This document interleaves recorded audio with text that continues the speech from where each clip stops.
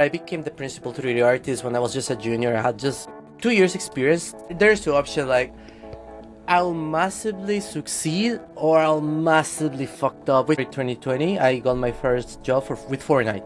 And then I started working with Overwatch. The difference between an amateur and a pro is that amateur focus in one little region of an asset. So once I start to understand that when I do approach a character, besides that I decompose the whole thing, I need to understand it all together as well. A character, in a way, is a composition of all the fundamentals. Where I was working was well, it's the toxiest place I have ever been. I made some of these mistakes in my career as well, that I have learned things that I shouldn't do. How do you navigate toxic studios and dream clients? Welcome to the Mo Method, where we talk to creatives who have turned their passions into professions. Today's guest is Andres Salvatierra. His career has taken him across the globe, from Korea to Saudi Arabia, working with companies like DreamWorks, Supercell, and even Fortnite. In this episode, Andres goes deep about his experiences working as an artist in the entertainment industry, from cultural adaptation, the emotional toll of toxic workplaces, to the reality behind chasing the Pixar dream. He opens up about major career pivots, how AI shaking up the industry has affected him personally, and why trusting your gut, especially with clients, is more important than any art degree. Whether you're chasing a job at a studio, doing freelance work, or building something of your own, this conversation is packed with lessons on growth, burnout, and redefining success on your own terms. Let's get into it. My name is Andres Salvatierra,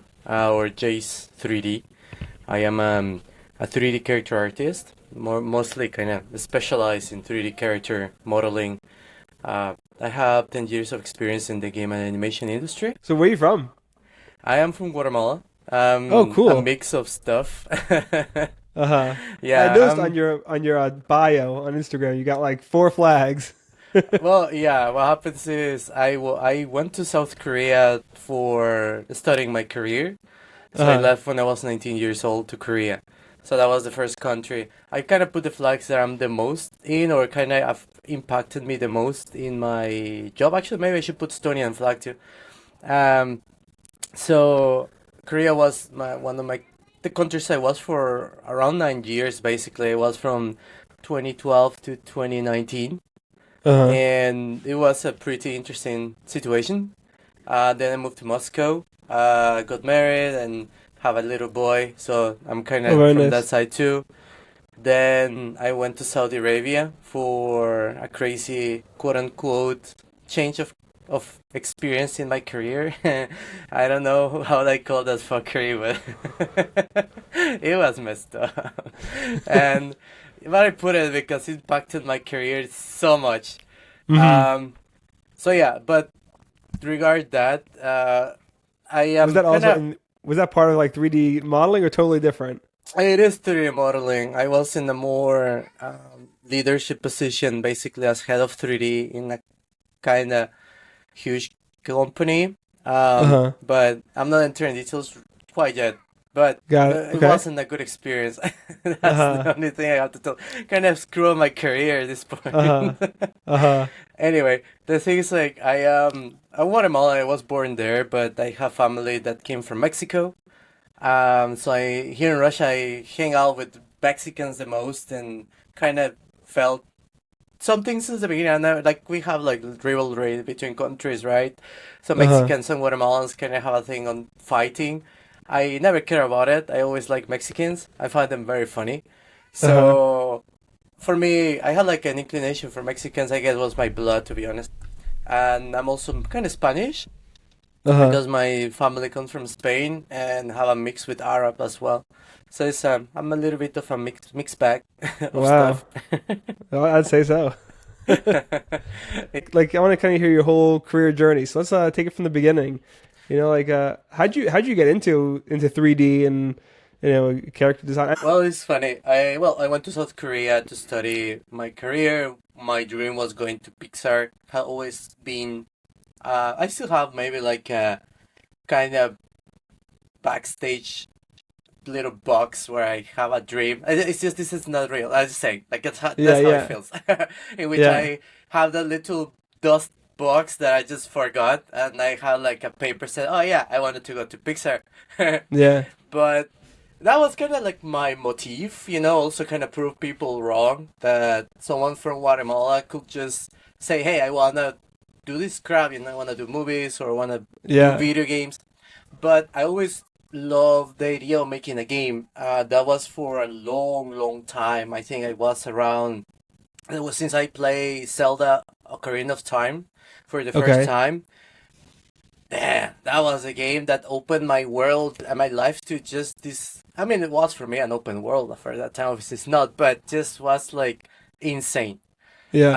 I never played in the console. I think it was a just a not demo. Sorry, I forgot what how you call it a pirate version for the PC. There you Okay. go. Yeah. Yeah. So I know what you're talking about. An emulator. emulator. Yeah, yeah, yeah. So a friend of mine told me, "Hey man, you gotta play this game. It's so good." And I think was my this guy was one of my closest friends at the time. We were super talking a lot about video games, and I was into Age of Empires. A lot of I'm more like RTS at the time, more than anything else. So he said this game is like the legend. You have to play.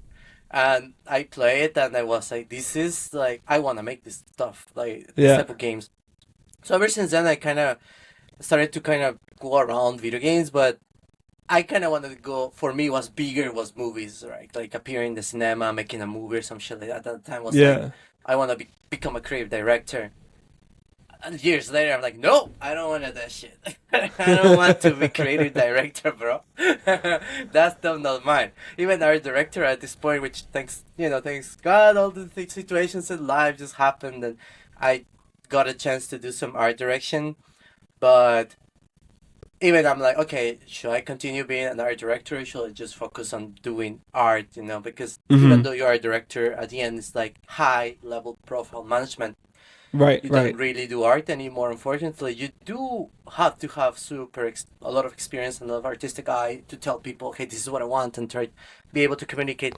I'm going other way, but the thing is, like at the time, that's what I wanted. Yeah. So I applied to scholarship program. I failed the first time.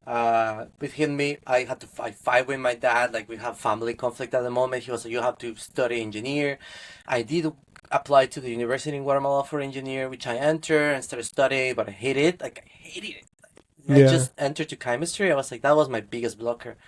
Uh And at huh. that point, I said, I am dropping out. That was like the first time I think my personality of if this is not working or I'm not fully engaged, I'm Yeah. not wasting my time. And kind of that has been my motto for a lot of years in my career. At a certain point, I apply, I failed, and then I told my dad, okay, I am fully getting into the application. I'm going to career classes. I got into design classes just to have little diplomas that I know how to use the softwares, etc. Very basic stuff. I wasn't like a great artist. I am still like not a great artist, but at that time I suck like a Yeah. Yeah. newbie, right? So I'm like I'm just going to use YouTube. I started to study by myself, and I managed to eventually get the scholarship. I went to Korea. I studied 1 year Korean language, and then I moved forward to my career. So during those years, which were 5 years in total of university, I went through the whole, fundamentals. I graduated from fine arts, the Faculty of Arts, in focus on 3D and digital art and design. I specifically wanted digital art. There were because you can divide it. You just choose, for example, 3D modeling. Other people will choose animation. So me, I at the time I thought I had to do everything. Now, years later, obviously, I know it's not how it works. I need to specialize in one field, which happens eventually. Yeah. But it worked. It was great for me because at the end of the day, I understand the whole. I had the whole understanding of the industry. Uh, I even became at the point at that time in university. My graduation project sucked. Like I thought it sucked. It was the worst thing I ever did. But I graduated the best student in the department in the history as a Nice. foreigner, which was like holy crap.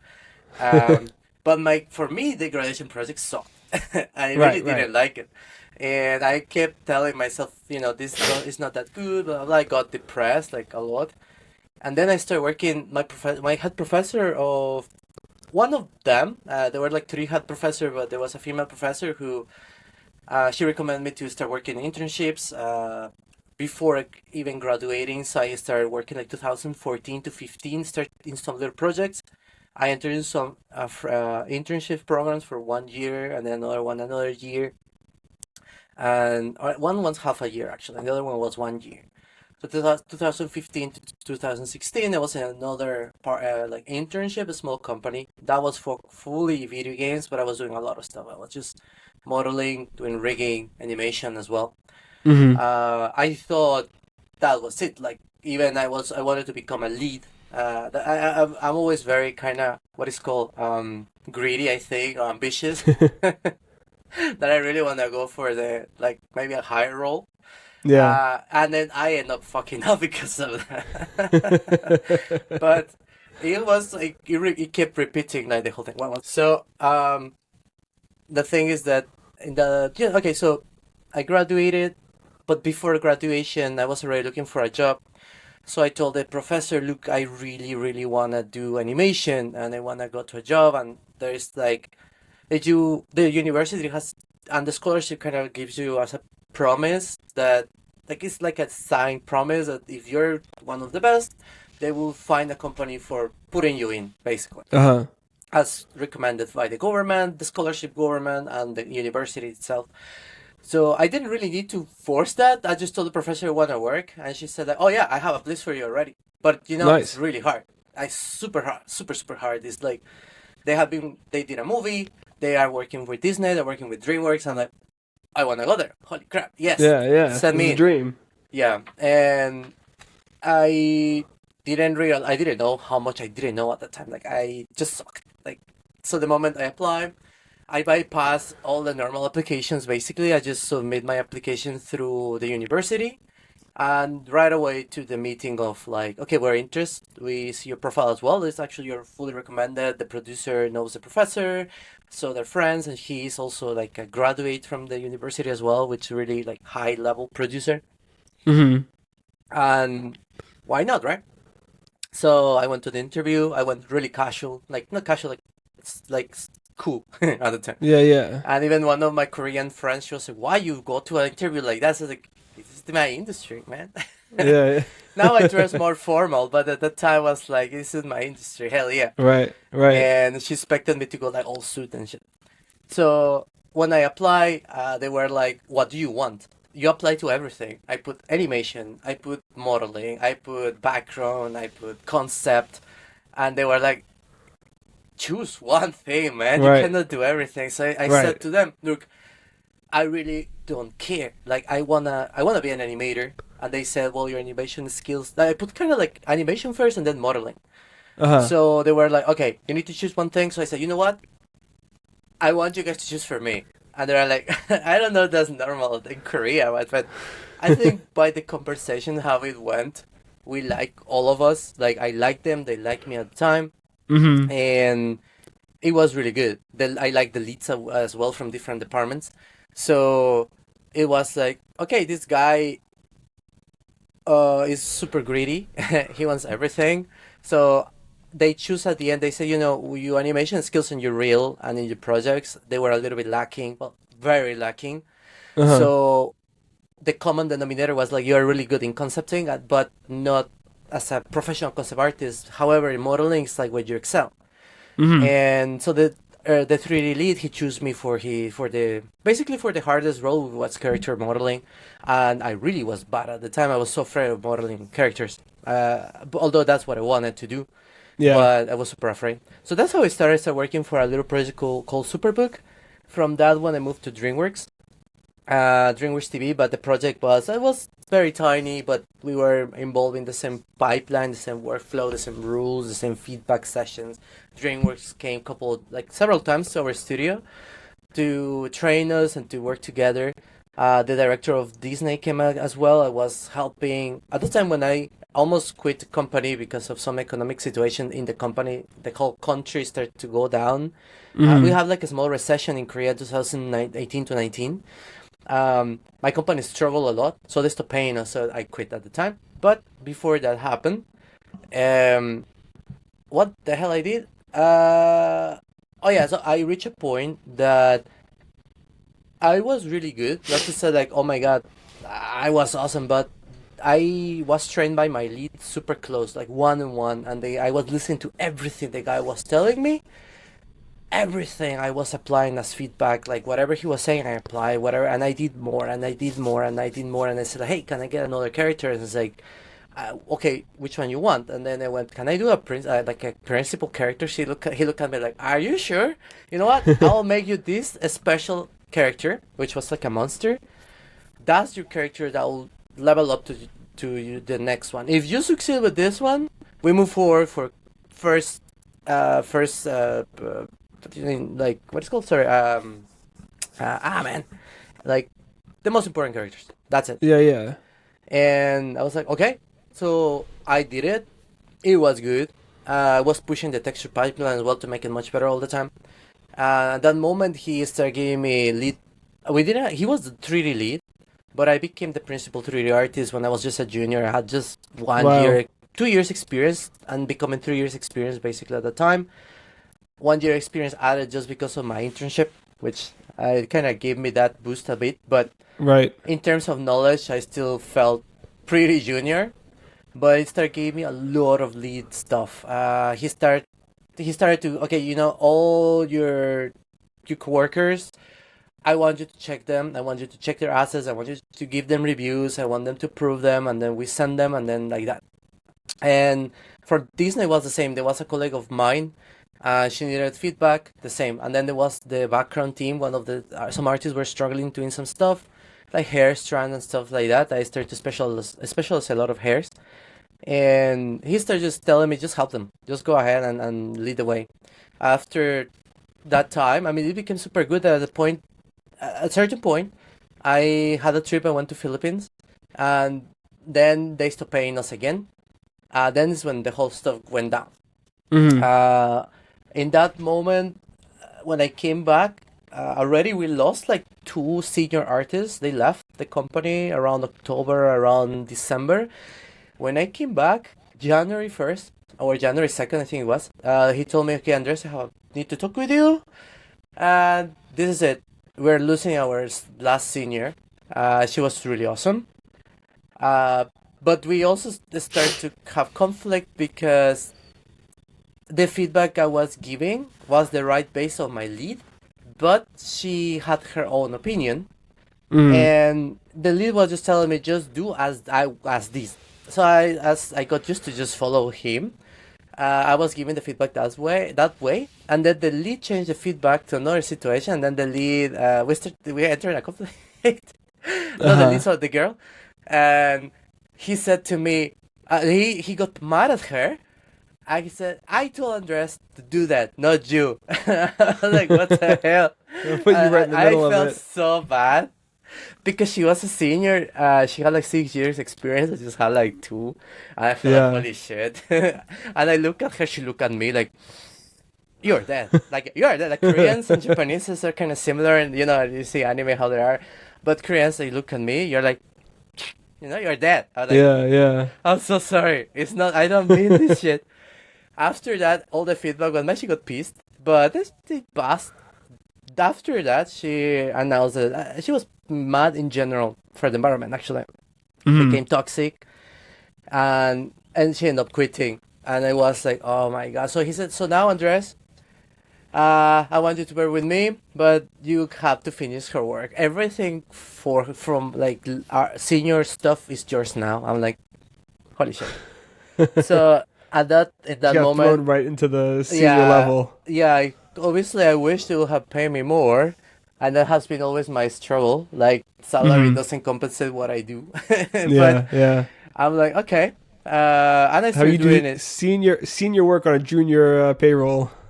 Yeah, Korea, man. I mean, not Korea, the industry, man. That's where we are at this point.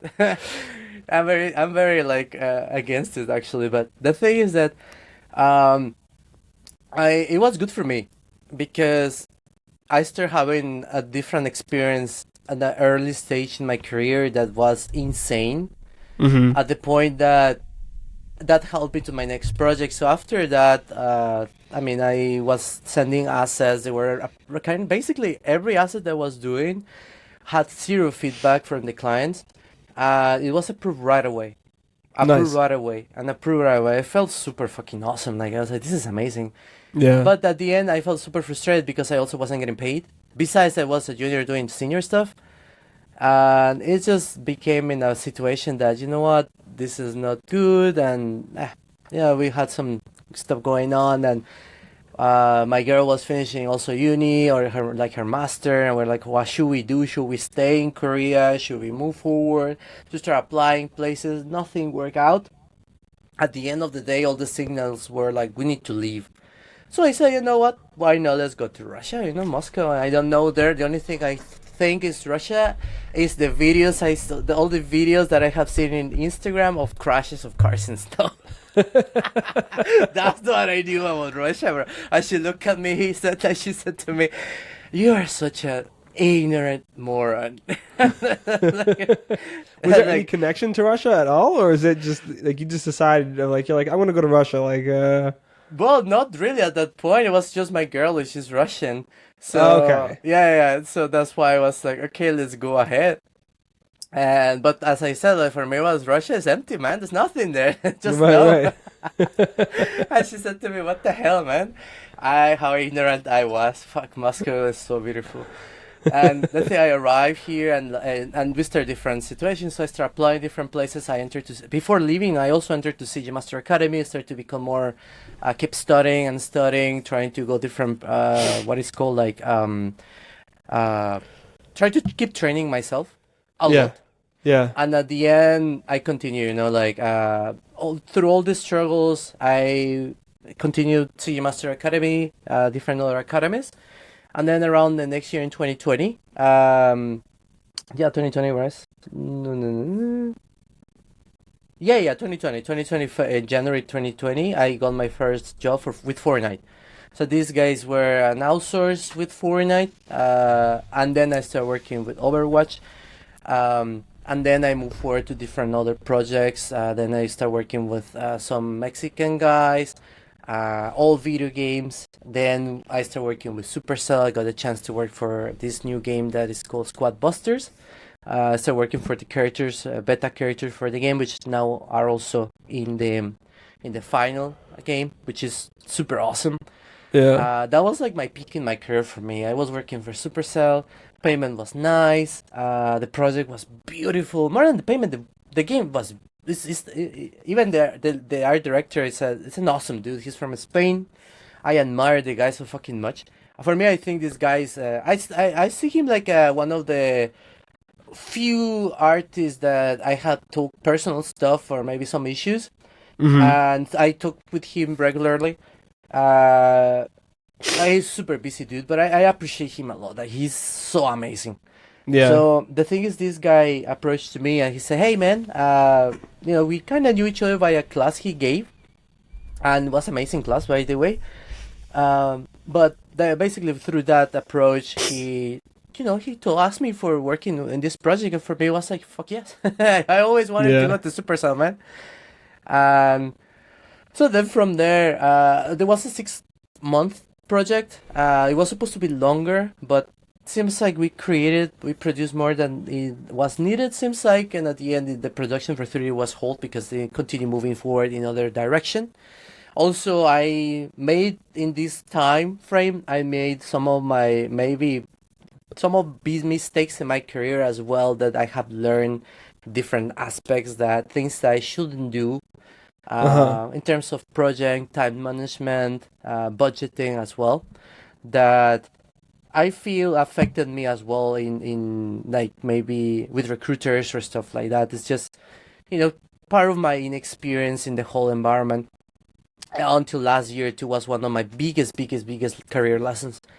But then after that, I started working with when Supercell was almost finishing, I started working freelancing with a team called Ready Player Me, one of the biggest avatar systems in the metaverse, and we were a competitor with Facebook, basically Meta, or one-on-one competition, and we were really good. And around 2022, stuff started happening. We see the AI situation happening, and then internally there were some shifts in visions, and especially to the art team, there was a desire from executives to change artists for AI. It's not possible, and more than instead of actually trying to understand AI and trying to learn from it and use it as a tool, was like, okay, our AI can do their job. Let's find a way to do their job, so we fired them. Kick everybody out, and we'll just do it for cheaper. Yeah, so at the end, there was I think there was really a big mistake from them on trying to kind of get rid of the art department. We didn't have a strong leadership to actually defend the team. And at the end of the day, everyone saw through it. I was the first to say, you know what, this is not what I like. And at that moment, Saudi Arabia came to offer me maybe my biggest change in my career. But yeah, it fucked my career. It changed it in a bad way, but it just, the thing is that sometimes I swear a lot. It's kind of my personality. It's all good. The thing is, like, it really screwed me up. But at that moment, I was like, this might be there's two options. Like, I'll massively succeed or I'll massively fucked up, which it happened. The fucked up for sure happened. Are you able to kind of go into the details of it, or you can't really talk about it? I can go in some details, but not the place though. However, but I don't know. It's just, it's shit. That's it. It's so stinky. You don't even want to talk about it, bro. If you don't want to talk about it, we don't got to talk about it. It's okay. The thing is, after that, yeah, it was South experience, and now we came back to the reality. Man, it's like that South experience, I'll just tell you, it was like a nightmare. I went to sleep, and I woke up. Fucked up. Like, you have those dreams that you get drunk as hell, and the next day you're still kind of semi-awake, but still asleep, and then you're wasted. I mean, that was the feeling. Like, I left from Guatemala. At that time was 2022 to 2023 when that happened. I went to a business trip from Guatemala to Estonia, then back to Moscow. So in that moment, I was applying to Saudi, and I was from Guatemala. In that moment, I almost knew I was going to Saudi, which I think I knew. At that moment, actually, they accepted me. They sent me the application, and they sent me, you're coming to Saudi. So at that moment, the dream started. Basically, I fall asleep. So I was in Guatemala. We basically didn't plan to stay back here. Every plan we did was, okay, we're going to Saudi. We came back with goals. So in May, June, we moved. That was the whole thing. We left in end of June to July. So at the end, when we left, directly my passport broke when in December last year last year I went we came really quickly to Moscow just to celebrate Christmas. I went out and my passport broke. So that moment, because of my passport, I had to go back to Guatemala and then come back to Moscow again. So from Saudi, right? So from Saudi we went back to Guatemala, and it was just like a wake up of the reality where, like, I told my parents, like, I feel like we just woke up. And my wife is like the same level. Like, I think we were just in a nightmare, man. We were asleep. So it wasn't just for you. Also, your wife was having a hard time with it. Yeah, all of us. Because not about the culture, was more like the environment where I was working was so. Well, it's the toxiest place I have ever been. And nourished by the toxic. What is called the toxic executives. People from Ubisoft that they think they're the best. Nah, they suck. And we see all these fights in internet. Even like we see Elden Ring getting Game of the Year, and then you see some of the high-profile producers making joke about stuff. The same stuff, man. It's just toxic shit, and it goes pours to everyone else. Yeah. So this toxicity came to everyone, and I just felt it almost right away. Wow. I felt the whole thing because I know on the studios I have been working on, the culture that I have been working on is people who understand what they're doing, people who know what's art, what is art, respect artists. We've had like a fight between devs, but not like devs, more like engineers, and artists were neglected. And seems like this was a thing that kept happening over and over again for a long time. I was coming out to that situation. So the thing is that I just couldn't handle it. For me, it was like, this is too much, and that's it. I just was so unhappy because of that, and the whole environment poor to my family, and then I was coming angry and toxic and shit like that. So at the end was like, you know what? It's better to go. Don't need that. Yeah. So at the end, we both decided that, like, they are like in their white horse, like, okay, we have decided that we don't want to continue with you. I'm like, bitch, I don't want to go with you either, but the hell, bro? What the fuck, bro? No. So they said it to you first, as in they came to you and they as in it kind of felt already. It was kind of mutual. It was super mutual. Like, I'm not going to be like your producer licking your ass. That's right. that type of thing. I am not the type of person or an artist, and I'm not going to lower myself to your level. Right. And the thing is, like, I could ask for a kind of like a revision from higher levels, because that's the thing. Even a producer, not producer, sorry, like an HR director, she told me, hey, we can give you a contract for here and 2 years more. Will you take it? I'm like, with this current management, no. Yeah. No. So, and she knew losing the talent is big issue, because we are people that, higher profile. But I don't want to make the conversation about this stupid shit. But anyway, that's overall right now. I'm just working as art director in a little independent studio, art director lead, basically. Doing some extra freelance, working with other small clients, doing characters, avatar systems, and stuff like that, which I became a little bit more specialized at this point. Especially in avatar systems, try to understand how an avatar needs to work in an engine, Unreal Engine, or Unity. So it's like working on all this stuff has been really awesome. Yeah. That's quite a journey. You kind of been all over the place. Yeah, and even now, both like both geographically and also in terms of the work. Yeah, I hope we can. I mean, even I told my wife, there's an opening for Lego art director internship in Singapore. Oh, Singapore! Oh, yeah. Nice. She's like, at this point, let's go. I was like, okay. It's not like it will be more free. I said, like, for sure. Like, anyway, I'm used to this point, man. It's like, okay. Yeah. That's cool that your wife's supportive and like she's flexible and she's willing to move, and kind of. Yeah, we have a little boy, so he's also the one who will be traveling with us. Yeah. How old's your son? He's almost 3. Oh, nice. We have a 3-year-old also. He's nice. 3.5 about, yeah. Cool. That's a hard age to travel with, to bounce around. It can't be easy to move around. He was 8 months when we went for the first time to Guatemala. So he was 8 since 8 months since he started traveling, basically. And it has been kind of like over and over. Went to Guatemala, went to Panama, went to Russia, went to Saudi, went to Turkey, or passed to Turkey, and what else? Yeah, that's it. Wow, it's very cool though. Like you kind of got like a lot of experiences. I'm just out of curiosity, how many languages do you speak? You must be pretty. Three and a half, kind of. Like I speak Russian. 3.5. I speak Russian very poorly, but the most fundamental stuff. I'm learning more, and I kind of want to learn more this year. Then Korean is my third language. Spanish my mother language, and English is my second language. Nice. Oh, cool. So I'm curious, like how'd you pick Korea? Like from Guatemala, how'd you find? Man, if I could go back in time, I wouldn't choose it anymore. Well, it happened because Korea had. At that moment in 2012 or 2010, around the times when I started applying, they were the only country that were kind of like the most open for scholarships that will give you 100% tuition, flight ticket, housing, what else? Monthly payment as well, like a salary, living expenses. So it was one of the best scholarships at the time.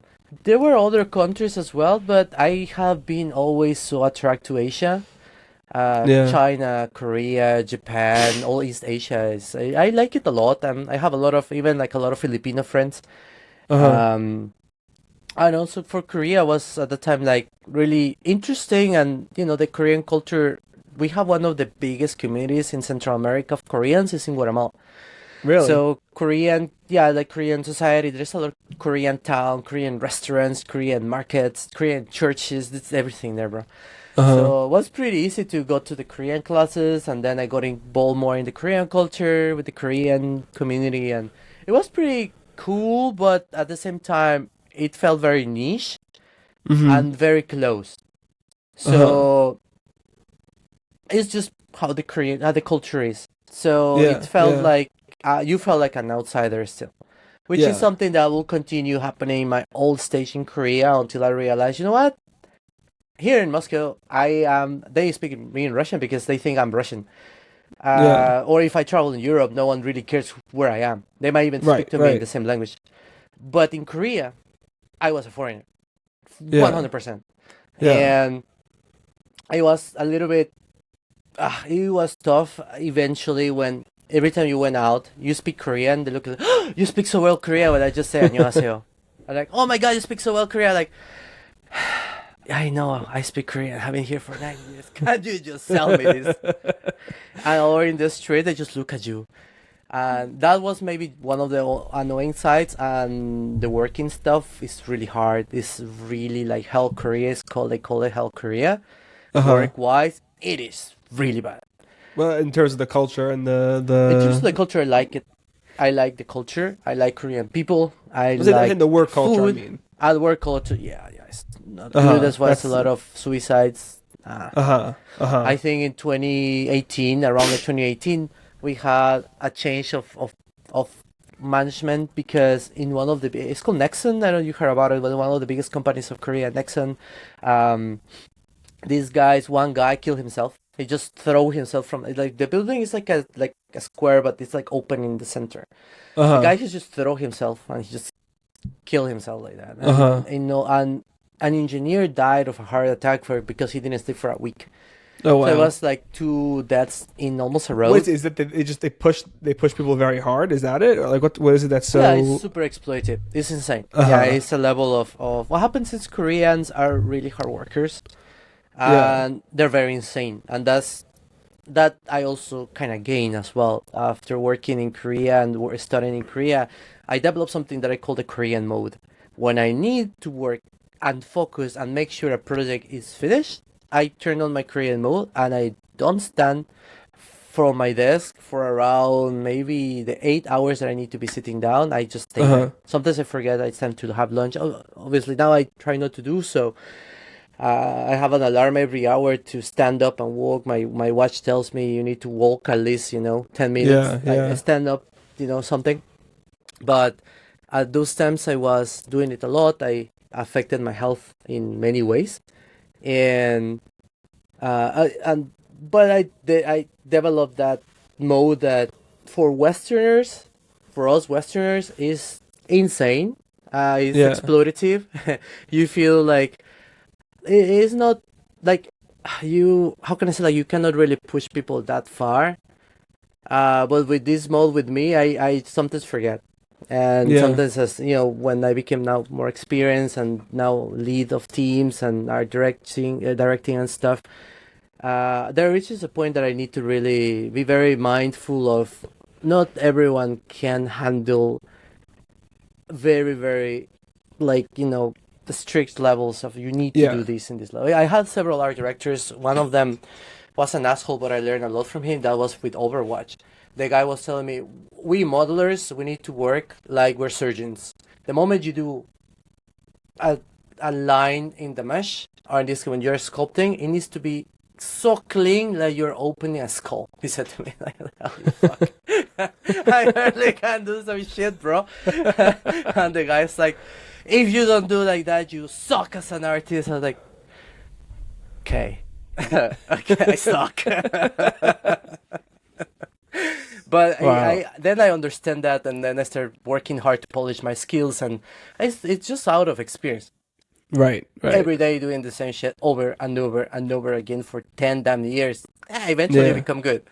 Yeah. And Yeah. there's always so much room to improve. Like you're never perfect. You need to like realize that, right? Yeah. And it's always like, okay, you have to continue training, you need to continue polishing, and but I agree there are some points you need to be super clean. There Right. reaches a point when you become very experienced Right. that you don't have too much time to lose. You need to be straightforward for your decisions when you approach a work. So yeah, it's another topic, Yeah. but yeah.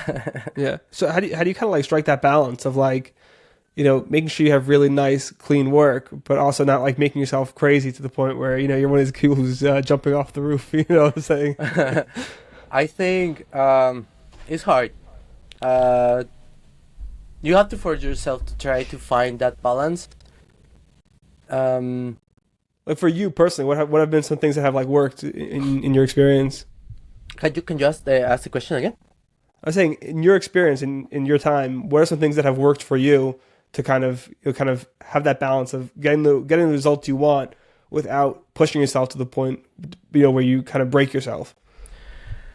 Uh, it's I don't know, man. It's a very hard question. Good one, by the way. Um, I think is first. I think you need to be mindful when you work. So when you receive a character, for example, you need to learn to see and decompose the character with your mind. There's an option in ZBrush when you click, I think, Control N or Control B, all the tools to expand like this. Yeah, yeah, I develop something in my head when I see a new concept. I can break it down with my head in little pieces. Obviously, it's not like I can see it, but I can visualize it, yeah. and I can start to deduce. Okay, I can approach this way, the other way. So one of the things when it comes to one of my first lead, the Korean leader I was talking about, this guy is is my first mentor and the guy that I own who I am right now at this point. He Uh huh. made my foundations of a 3D artist, and he gave me the best example of how a lead needs to be. So this guy told me once that the difference between an amateur and a pro is the amateur focus in one little region of an asset. So you're doing a character. The amateur focus in the eyebrow, and I start to fix the eyebrows or just the eyebrows, and then just focus on the nose, and then just focus on the lips, and then when you zoom out, the whole shit looks horrible, because you only focus in super Right. clean eyes, super nice. And he said that's not how it works. The process everything as one. So that's fundamentals, basically. All the different variations of the face, different structures of it, the different planes, the different forms, the different shapes. They all work together, and they unify to create one single stuff, which is the Right. face, for example, right? So that's what we need to see. You need to see everything. So once I start to understand that when I do approach a character, besides that I decompose the whole thing, I need to understand it's all together as well. So all the reason why looks appealing, the reason why it looks super cool, is because all the little decisions are working together. All Right. the little, maybe the colors match each other. All the, the interpolations of forms and shapes are helping each other to your brain create an internal shape that is not there, but it's just your brain creates it. It's just natural. It's not uncanny.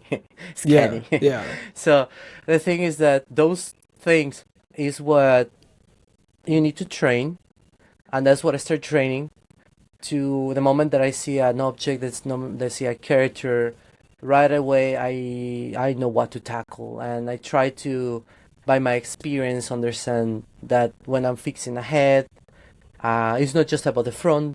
It's not about just the three-quarters view or the side view or the hair. It's all together, and you need to start working with blocking out all the shapes of the face, all the shapes of the hair, maybe the outfit, a little bit of the neck area. Understand, for me, if I'm doing a character and I have to do the head, I need to fulfill also the head in order to see it, and I need to paint the eyes. If I don't have eyes, I need to paint the eyes to see the proportion between the eyes, the nose, the lips, all of this stuff, because they all work together. Right. And it makes the character more appealing and cooler. So that's basically one of the. It's basically try to train yourself to see and decompose whatever you are doing before actually getting into the job, and then try to approach it as as smartly as possible in order to save time. So you don't lose time trying to fix a lot of stuff that sometimes even is the hairline that is not making look your character cool. And it happens so many times. Like the guy is trying to figure out how to fix the character. It's like, it's just the hair. Look, you fix the hairline, you arrange this area, now just fix here and there. Voila, you have the character done. Yeah. And that's the thing. You need to think and work around all these fundamentals. It's so important. Fundamentals is very important as you grow in your career. But one of the biggest challenges is like the moment that you become more experienced, and as a senior, you don't rely so much on your fundamentals, but what you need to rely the most is on composition. So a character, in a way, is a composition of all the fundamentals, and a lot of rules are being broken. So when you do a composition, all the fundamentals are playing. However, the difference between fundamentals just being there, you need to learn how to break those rules of the fundamentals in order to make them work together in a composition, which is it's hard to do, and that's the next step when you are growing in your artistic path. It's like, okay, composition is the next level, and that also raises a lot of like it raises your overview of the field, basically your field, even the industry, even different teams, which is it's more broad than just like art. It's really even different departments, because then you need to understand then animation, you need to understand then setting, the background, right, the textures, and even including the whole production as a document, right, like how the production work and how it involves everything. So then you become more as a lead, that's kind of naturally you start to get more involved in those things. So I know I jump from one thing to another, but for me it's very connected, all these little things. Yeah, it's a nice composition of all the different things. Yeah. So I'm curious to kind of to go back to something you had mentioned at one point before the Saudi thing. You had mentioned that there was at one point there was a huge kind of I forgot the exact word you used. It wasn't challenge, but there was a huge kind of shift in your career. You said it's kind of like the biggest learning moment of your career. Can you talk about that? Yeah, I think that was when I was working for Supercell. I mismanaged budget and I mismanaged my time. I think I charged more than I should. And I think you charged more than you should. Yeah, I think so. I think it's usually the opposite. Yeah, because what happens, I took longer. And instead of actually owning my time better, I stretched too much. And I mean, I felt I had permission time, or like type of like, yeah, you're full time, you can charge full time. So I was charging my hourly as a full time, which that was fine. But I felt that some things I could have done faster, but I just, in my experience, I think I just mismanaged my time, mismanaged the like how to approach character. That's what I meant about now. For example, if I do a character, I know what to do right away. At the time, I need to look around, try to understand this, try to understand that. I wanted to make the super perfect the character. That was, I think, my biggest issue. I wanted to do super perfect, that I made a lot of mistakes because of that. Then I had the art director telling me, hey man, you touched the mesh of the faces, right? I'm like, yeah, why? I'm like, oh, I have this issue with this, and that, and I had to add some meshes. No, we're not supposed to touch the faces. I'm like, oh, shit. Like, you know what? I'll fix them from my side, don't worry. But I feel like I should have fixed them. And that most likely meant they need to touch the textures somehow. At least so far, it never asked me, okay, I need the substance files, which are the textures, right? And it was all good, but I felt really bad. And Yeah. even there was a moment that they told me, look, if there is a character that we need to redo, it's fine. You can submit a budget, like a invoice for that. Uh-huh. Even me, I think I shouldn't have done that. Like now, as an experienced art, with all the experience I have gone through, and if a client tells me you can invoice it, I'm like, nah, it's fine. So I'll just do Yeah. it. No worries. That moment, I was like, it took me time, so I was, Yeah. enjoying it. But I think it affected me somehow because um, suddenly there was a lot of silence from that side, and I felt like I think I fuck up Uh-huh. because I made mistakes. I charged like a rate that it wasn't like super high rate, like you will charge like $150, right? It was Yeah. Yeah. pretty okay, but it was okay. It was better for me at the time. I asked the art Yeah. director, say, "Hey, do you think this is fine?" Like, "Oh, that's good. You can go for it." So, okay, green lighted. The producer was also good with that, so I thought it was okay. So it's just my gut, and when you have a gut Yeah. feeling, your Yeah. gut, you should believe you need to trust your gut, especially with Right. these things. So at that time, I didn't listen to the gut, and my gut tells me, yeah, dude, you fuck up. You fuck up, and now don't do it again. Yeah. So that was, yeah. I think, in terms of clients, in terms to dealing with, because at that moment also, I had a plan that I wanted to do classes for teaching artists in a more industry-driven way, Yeah. which I started doing too. I kind of dropped my first, it was like 50 hours 3D modeling class at the time, only for animation.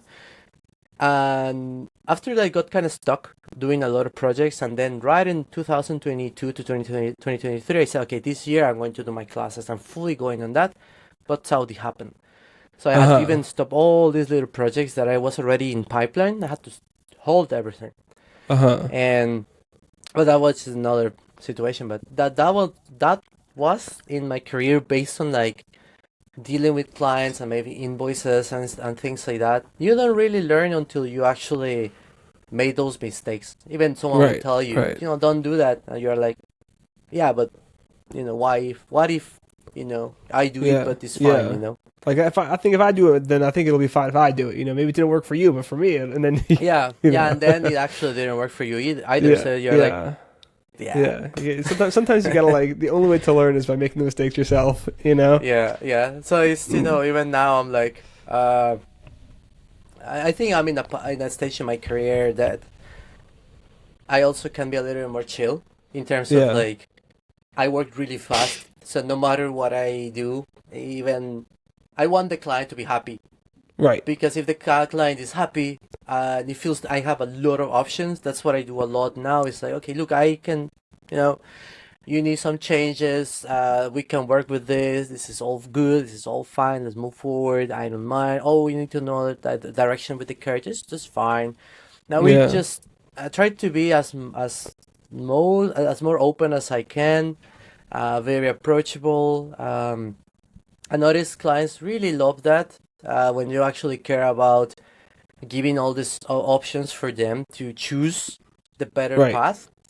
That's in a situation that I can say this helps me as well, because I can give maybe an option that is easy for me, but it's also easier for them, and at the same time is good. Or I can go the harder one that will take longer time, will look cooler, but will Right. take more Right. time. So what do you want? So Yeah. and they decide. They are the ones who Yeah. make the decision. Yeah. So it's a one and one. It's a win for both, right? Right. Right. And And everyone walks away happy, and yeah, yeah. for sure. So yeah, that was maybe, and I think I felt that was like biggest mistake, because it was Supercell, the company that I almost got into really really recently too. But something happened that had to be stopped the application from their side. So, but I was again in an interview with them, and it looked okay. But I think there's always a much better artist that might fit just a little bit better, and you have to understand that that might what happened. And he was like, hey, you know what, we really wanted you and stuff, but Yeah. so Yeah. Yeah. Do you do a lot of like personal projects also, or are you mostly focused on client work at this point? Like, is most of your time Do you carve out time to do your own personal work? Well, I used to actually do that a lot. Right now, because of the situation that I'm into, I'm in a very kind of turbulent moment, very volatile. Sometimes, Uh-huh. as a part-time art director in one of the companies, I had to kind of put my feet and say, okay, it's also a new lesson for me. It's like I should never give for free what it took me a lot of time to do as well in terms of speed. Like I was like, okay, I'm charging a lot and I'm taking a lot of time. Big mistake. Now, I take not too much time. I'll not charge you too much, but then they take advantage of that as well, right? So Yeah. another mistake. So right now I'm like, okay, you know what? I'm just focusing on one project. Then I have the other project to adjust some of the finances, and then sometimes when I have free time, I'm slowly trying to get back on track on my project. I'm Mm-hmm. right now currently trying to find a new gig, a new like a full-time job that I can just go fully in and do characters and just do something cool. Yeah. And if I'm able to hook a project, I'm kind of okay. Other projects which were the freelance side gigs is like okay, thank you. I'm moving to this big opportunity, and that's Yeah. when I'm going to go back fully in my free time to dedicate time to do my personal projects because I had to do you know extra hours doing the other project, which it becomes very heavy. So Yeah. at the end of Yeah. the day, I'm like, I'm dead. Yeah. But Yeah. yeah, I'm in. I have a pipeline of characters ready that I'm already trying to little by little go back to them. Nice. I wanted to ask you so, on that point. So how do you kind of pick which clients to work with? Like, how do you obviously there's only so much due diligence you can do before going in with a client. But what are some of the criteria that you try to look at to know who you do and who you don't want to work with? It depends a lot on the moment that I have the interview. If I like the person, especially, I mean, not too much in terms of the HR manager or the interviewer, but the team members right now. Mm-hmm. If the team members are people that resonate with some of my personal values as an artist, personal values of what I'm looking for with the team, especially if it comes from more full time. In part times or freelances, I'm more chill. Depends more on the budget. Depends on how much they're going to be paying. If they're paying me my rate, I'm fully engaged. Like if every hour I can like invoice those hours and they're good with that and they see the speed and they see all that because I usually use trackers so they can see specifically how much I'm taking and the speed is also good compared to the projects, right? So I give options like okay, I can give you a price for a character or I can work by hours. So you choose, right? Usually they want a price for a character. I rather go to the hours by a pricing on hours because some characters might be faster than others, Yeah. and in some cases I could then make a better payment, right? A better for me. But I try to Yeah. find also I need to also win, right? It's business, right? So we try to negotiate. Okay, um, a middle ground. If it doesn't work out, I just don't go or move forward. Or if they ask me like a freelance gig on Instagram, very like I don't know, like informal, and there's no like an email. In our station, I get a lot of freelance opportunities, but there's also like a very formal way, like, hey, how much for a character, or stuff like that. I don't even worry anymore to answer those. Before I took the time to answer, now I don't Yeah. I don't answer at Right. all, Right. and I'm like, no, I filter Yeah. the clients depending on how they will approach. I worked recently for another company called DressX that basically competed. They were also competing with us in terms of Ready Player Me as the Salvatierra system for Meta, but they're working in outfits basically. And DressX, awesome people, awesome guys. They actually asked me to if I could work, like if I'm available for them very recently. So I'm waiting on to see what happens. But I love the team. Actually, has been maybe the second team I work that is super nice. Art director, she's really nice. She personally approached on my art station. She very nice. Hey, hello, we're Dressage, we're this company, we're doing avatars, blah blah. We like your work, and we're looking forward to work together and stuff. We really like to have an interview for a call and stuff like that. When they approach that way, I feel more professional. It's more Right. professional for me. So then I engage with them. We have a call, and then we talk about obviously all this the details of the stuff. But I like to see the personas first. If the personality is Yeah. nice, if especially if it's like a long-term contract or Right. something like that. Yeah. If it's I'm lucky if I right now one of the teams that I'm working with is from the US. As a freelance, I really like the guys. They're very approachable. The co-founder, I think he's a co-founder.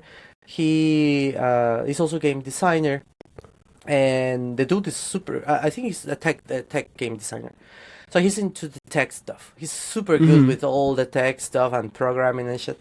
He knows his stuff as his main dish, right? I'm a Yeah. modeler that know all my stuff at that. And then we start talking and we talk our languages. So we understand each other because I understand Yeah. his tech language, he understands my 3D language, but we're specialists. And I like the chemistry.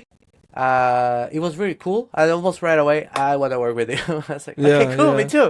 I like him, man. I like the chat. That's awesome. So when That's that awesome. happens, it's like happen those moments of like chemistry, Yeah. bromance Yeah. in work. Yeah. Have you ever had situations where you hit it off with somebody and you thought like it was going to be a good working relationship, and then once you actually get in and start working with them, it hasn't necessarily worked. It hasn't necessarily been as good as you thought it was going to be. Oh yeah, yeah.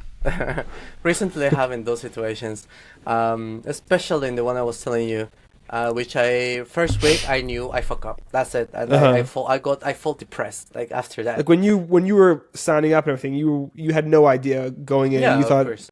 What's an yeah, adventure? When it's like the adventure is. I heard a guy talking about.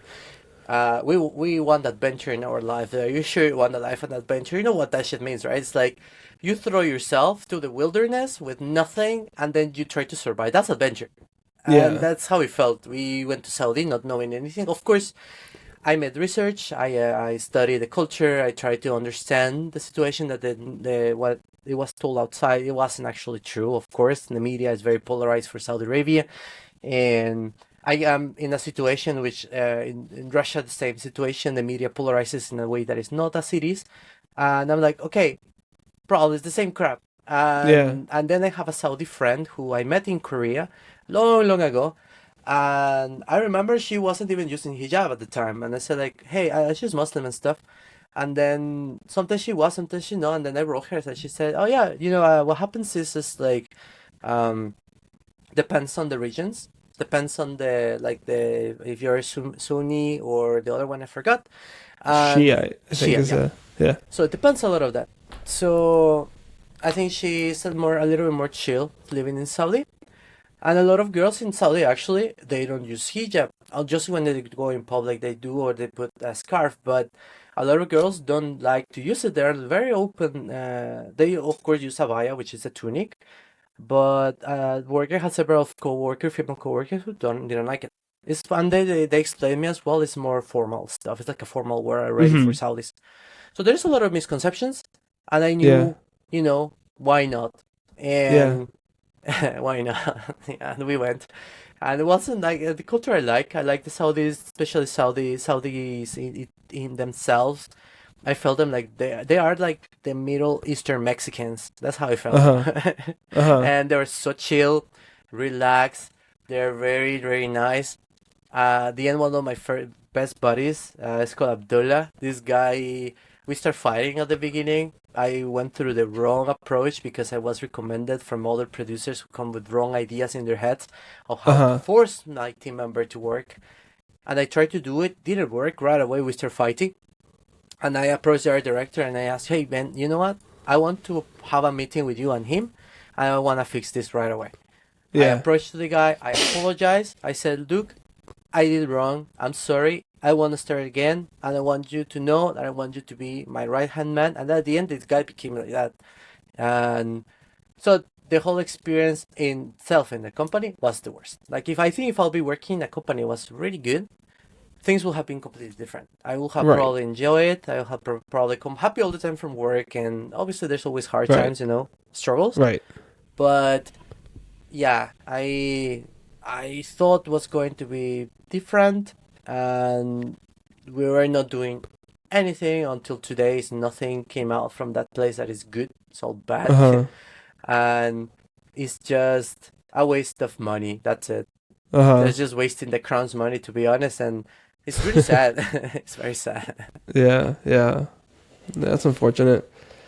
Yeah, I mean, I think there are a lot of places like that where it's like, you know, they're if you don't have if you don't have a good work environment, you're not going to produce good products. You know what Yeah, I'm saying? And that's not necessarily true everywhere because you point to examples of like places where like really toxic workplaces that do make good products. I'm not going to like call any specific people or places out, but that's right. in general, like then okay, so cool. So you make a good product that is enjoyed, but I don't know. I think there's a certain like it doesn't have the same enjoyment. Like people don't get the same enjoyment out of it as like something that's maybe less high quality, Mhm. but made from a place of people who are doing it because they enjoy it. That's I, something that at the end, that's why I started to kind of focus more in the independent industry of video games. Because I noticed there's more and more passion and more desire to actually do something good when we don't have too much budget, and comparing to a place that quote unquote has all the money in the world to make right. games, and we're doing nothing. Yeah. And I realized that is it's really, that's how I felt when I joined this independent team right now. All the artists, everyone is junior. They don't have experience doing video games, and the CEO contacted me as basically as an investment for their team to grow them and to help them to push their boundaries as artists, which I am very grateful for that. My art team, which is made by three girls, uh, you can see their work from the beginning to the work right now is day and night. They're so Mm-hmm. different, and they understand different. Of course, there's so much to grow. I mean, they're just juniors yet, and they haven't worked in a huge project quite yet. But by the same happened with my teams in the artists that I was working in the other company. The same in Saudi. I dedicate myself to grow, to make them grow, to see the situation. And when I left, I can from HR, they told me, Andres, you know what? Even though the situation was X and Y, I wanted to know personally that all your members, all your team members are comparison.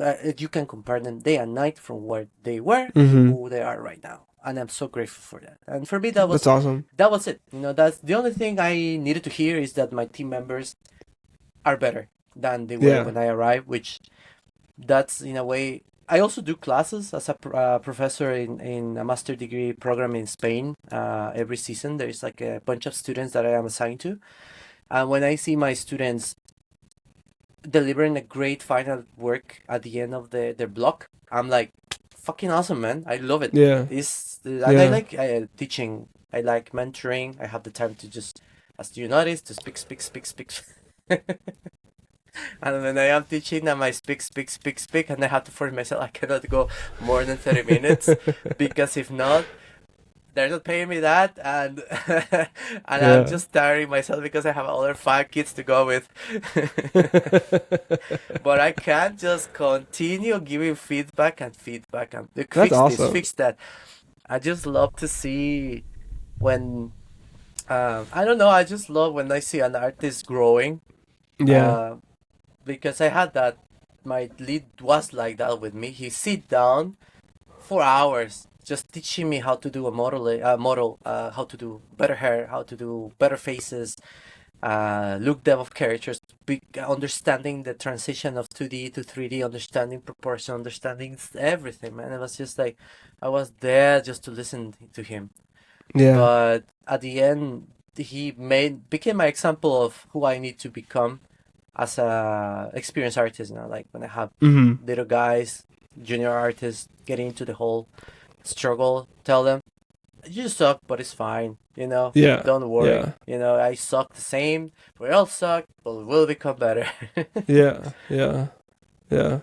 No, it's true. It's important. A, it's important for people to remember that, and then B, it's important for people to have teachers and mentors who, like yourself, that give them that time and guide them in a way, and who are looking to help them succeed. Because that's really, I think, what makes or breaks somebody in being successful. Yeah. So just to kind of wrap things up here, this is a question I try to pose to all my guests, and that is, how do you define success in your career? Being happy. That's it. Being happy with what you're doing. Yeah. That's for me success. That's what I want to become. I want to be happy doing what I'm doing. I don't want to continue being in a cycle of anxiety, or depression, or angry towards producers who don't know shit. uh, I wanna I wanna enjoy weekends with my girl, with my kid, just going out to play without thinking about work on the weekends. And then when I have free time, I just want to sit down to do really cool stuff for a really good project with people that they are passionate about doing something that that have passion, love for what they do. Um, that's happiness. The search of happiness for me. And Mm-hmm. I after these experiences, no matter I had people driving, the 911 Porsches, and I saw Ferraris and Lamborghinis in the street. I'm like, this is not worth it. At the end of the day, I was like, this shit is not worth it. And no Yeah. matter how much money you might get, uh, money is not really. It helps a lot, of course, to be happy, Right. but it's not at the end of the day, happiness for me in terms of success. So for me, success is that, being happy, being able to go to bed, just enjoying your time. Yeah. And it's so hard. I think it's so hard to achieve many times. There's always something, I think, that is trying to block us from being happy. Success, like things in life, whatever. But I think at the end of the day, it's about the mindset, right? And trying to go over the struggles, persevere in all whatever we're doing, and keep trying to find that happiness in different aspects in life, right? Yeah. Very well said. Well, thank you so much for your time. Where can people find you online if people want to search you up? You can search me on my Instagram as Jace 3D Artist. Also in my art station as Andres Salvatierra, or my LinkedIn, which is the same, Andres Salvatierra. Awesome. Amazing. Thank you so much for your time. Really, really appreciate it. It's really nice to talk to you and to meet you. And It's a pleasure. The same as likewise, man. then Was I hope nice. we could talk again soon. Sure, sounds good. Alrighty. Take care. You too. Goodbye. Bye.